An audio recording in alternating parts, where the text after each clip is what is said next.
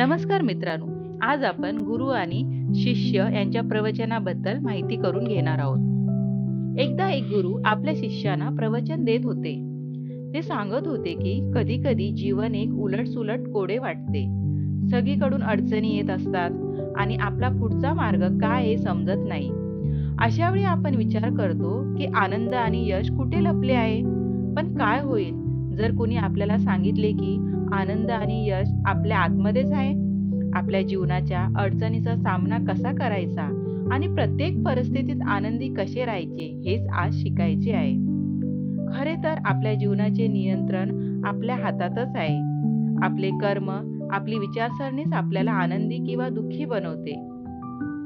जर आपण आपल्या विचारांमध्ये थोडासा बदल केला तर आपल्या जीवनात मोठा बदल घडू शकतो।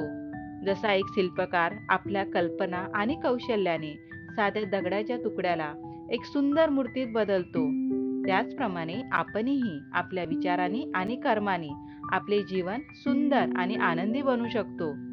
तर तुम्ही सर्वजण ह्या बदलासाठी तयार आहात का? गुरुने विचारले। तुम्हाला तुमच्या अडचणी ओळखून त्यातून मुक्तता मिळवायची आहे का? जर हो, तर माझे विचार शेवटपर्यंत लक्षपूर्वक ऐका। गुरु पुढे म्हणाले, मनुष्याचे जीवन हे वर्तमानावर आधारित आहे। कालचा दिवस गेलेला आहे, उद्याचा दिवस अद्याप आलेला नाही। मग त्याचा विचार करून आपले आजचे महत्त्वपूर्ण क्षण का गमवावे? जीवनातील सर्वात महत्त्वाचे क्षण आजच आहेत।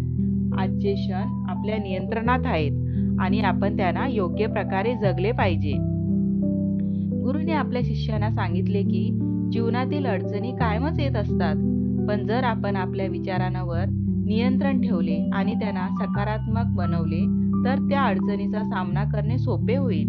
त्यांनी हे देखील सांगितले की जीवनात यशस्वी होण्यासाठी आपल्या विचारांची आणि कर्माची एकजूट आवश्यक आहे। त्यांनी उदाहरण दिले की जसे एक गरुड उंच आकाशात उडण्यासाठी जमिनीवरून सुरुवात करतो, तसेच आपणही आपल्या जीवनाच्या छोट्या गोष्टींना महत्त्व देऊन आपल्या मोठ्या उद्दिष्टापर्यंत पोहोचू शकतो। शेवटी गुरुने आपल्या शिष्यांना सांगितले की मनुष्याचे विचारच त्याचे जीवन घडवतात। जर आपले विचार चांगले असतील तर आपले जीवन चांगले होईल, पण जर आपल्या विचारांमध्ये नकारात्मकता असेल तर ती आपल्या जीवनावर वाईट परिणाम करू शकते। त्यामुळे आपल्या विचारांवर नियंत्रण ठेवून आपले जीवन सकारात्मकतेने बदलण्याचा प्रयत्न करा। गुरुच्या या प्रवचनाने शिष्यांमध्ये नवचेतना जागृत झाली आणि त्यांनी आपल्या विचारांमध्ये आणि आपल्या जीवनात सकारात्मक बदल घडवण्याचा निर्धार केला। तर मित्रांनो, तुम्हाला जर हे विचार आवडले असतील तर ह्या व्हिडिओला लाईक करा आणि शेअर करा। अशाच इन्फॉर्मेटिव्ह व्हिडिओसाठी आमच्या या चॅनलला सबस्क्राईब करा। धन्यवाद।